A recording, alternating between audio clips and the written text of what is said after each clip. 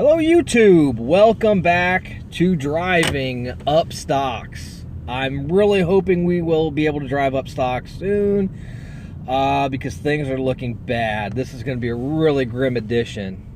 So getting right into it, Friday at the end of the trading day, we closed at $178.70. We were down about 4% for the week.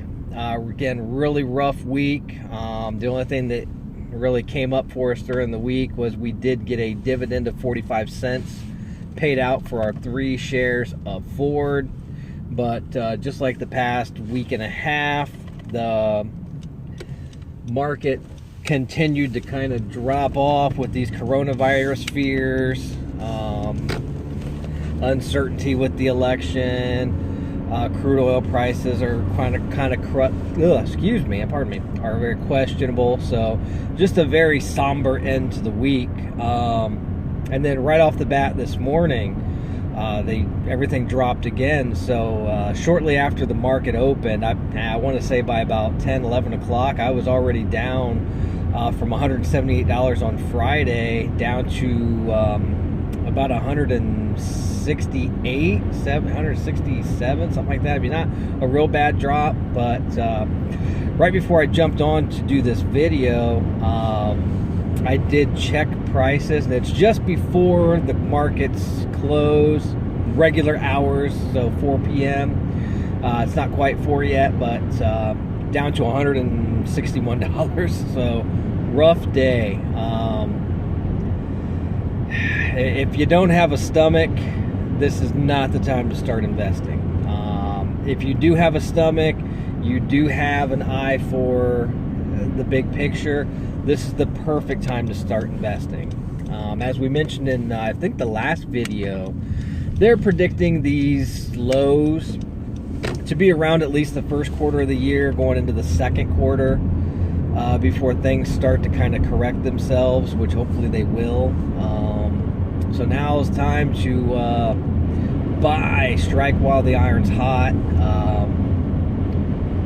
So this is kind of where our strategy kind of came into play, where we started off with a very small amount. If it's the first time you're tuning into this, to my program, we do Robinhood portfolio challenges. For example, I don't think I ever said at the beginning, this is episode 34, I believe it is, of our updates.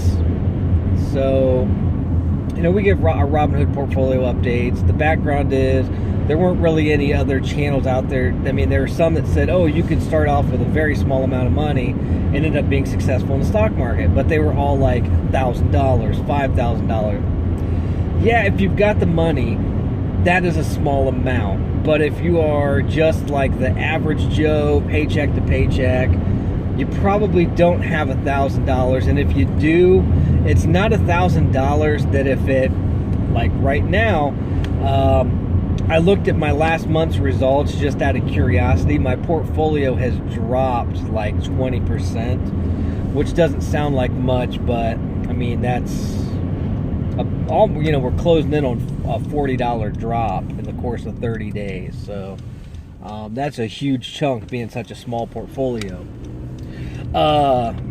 Where was I going with that? Oh, but if you got that $1,000 and it's a situation like this, where everything's just dropping, this is $1,000 is going to devastate you. Whereas we started off with $30. If we lost that $30, so be it. We weren't gonna, that was the amount we could comfortably lose without losing any sleep. So even now, as things are really starting to tank, I still kind of look at it on the terms of what have I put into it. So you go back and you say, all right, we put another $10 in there in October, we put $10 in November, we put $10 in January, we put $10 in February. So that's $40. So we've got a total of investment of basically $70. Oh, excuse me. I did make an agreement with my lady friend that if she went and splurged on something that we didn't absolutely need, that I could throw another 10 bucks in. So I think I've gotten 10 bucks off of that. So let's call it $90. So as long as we don't go down to $90, I still call it a win, because that's all the money I have personally put into it. We've gotten things from referrals where we've cashed in a stock from that. Some of the pharmaceuticals that we didn't care so much about. There's plenty of them that I've still hung on to. I mean, I've still got Plug and Sprint and a few others, but I don't count that because, yeah, granted, I had to do some work for it. I had to, advertise myself a little bit, put myself out there a little bit, but in the grand scheme of things, I didn't personally put any money into it other than that, we'll say $90. So as long as we're over that 90, I still call it a win. Plus, we're still getting dividends off all these stocks right now. They haven't cut those. So please, by all means, don't be scared off. Don't be hesitant to start investing now. Just be careful with the amounts you're putting in and really, really do your research. Because until the analysts really get in there and start digging into this stuff, you might get some skewed amounts. Like you might still have something that was, let's say it was projected to be at $20 a share in 1 year. That might not be the case now because of all the unexpected things that are happening in the world right now. So make sure you do your due diligence on that kind of stuff. But this is a good time to rake in on the dividend stocks. I mean, my personal, one of my personal favorites there, Designer Brands, that's trading down. It's around 13 bucks right now. AMC, which I absolutely adore, as you all know, that one is down around $4 a share. So great opportunity to dollar cost down, get that average price per share down. So, don't look at this as a negative. And none of these stocks as of now have talked about cutting their dividends. So that's definitely a plus. Is you look at something like AMC, where at one point in time I spent, $8. I think it was $8.30 for my first share. And their dividend is 10 or 15 cents. I can't remember. I lost off time. I want to say it's 15 cents. But when I got my next share for $7, it was still the same dividend. So as it's gone down, they were still paying out the same dividend. So I call that a win. You'll gain some money back there until it's going to take a while before these things rebound and get back up to where they were. Most of them will. There are some of the weaker ones that are probably not going to rebound quite that much. If you spent $10 for them, they're at $5 right now. It's probably going to be a long time, if ever, for some of those weaker, maybe the smaller cap stocks, that before they get to that price again, if they ever do, where you bought in. So this is a good time to get your average cost per share down. So hang in there, folks. Hang in there. Another thing I want to talk about, there was a lot of complaints because, as we talked about before, there was some anger and frustration over the Robinhood app crash from a week or so back, that Monday morning. There was a lot of rumors. People were fed up with Robinhood because it crashed again today. Turns out that's not what actually happened from what I'm reading. I read a quick article on my lunch break. Evidently, there was such a drastic drop around 9:40 this morning. Right after the market opened, the Dow dropped 7%, which is a trigger point where they call it like a circuit breaker, where it cuts off trading. Cut off trading, so nobody could trade for 15 minutes to kind of let things recover. Anytime there's a 7% or higher loss, it immediately cuts off the trading from what I was reading. So it's kind of a fail-safe, but as soon as trading resumed, things continued to drop. A lot of the oil, if you're in any of the oil stocks, those all tanked. Last week it was the cruise lines that had dropped. I can't remember which one, if it was Carnival or Royal, one of those dropped 48%. The lowest one was like in the 30s. Same thing's happening with the oil stocks right now. I hate that word oil. I know I sound weird saying it. It's like one of my little trigger words. I apologize, but that's off the point. But those stocks, there are many of them that are like right at that 50% drop point. So just real volatile, bad time right now until this stuff gets sorted out. So keep taking your vitamins, saying your prayers, being good little Hulkamaniacs out there, because we got to do something to get this financial situation on the mend before we end up in some kind of recession, because that's about the last thing we need right now. trying to make the world a better place, and it's kind of hard to do when people don't have any money, because it takes away your happiness. I mean, they say, you know, money is the root of all evil, that money can't buy you happiness, but the second you take money away from people, it is like Depression City. So hang in there, folks. You know, again, do your research. This is not a bad time to get in. I mean, a lot of people are really like scared stiff to get in the market right now. It's a great time to get in, actually. I mean, you got to get in there, do your homework, be smart about things, understand that this isn't a permanent thing. I mean, look at, we were talking about AMC. AMC is a classic one. Right now, AMC stock is down for two reasons.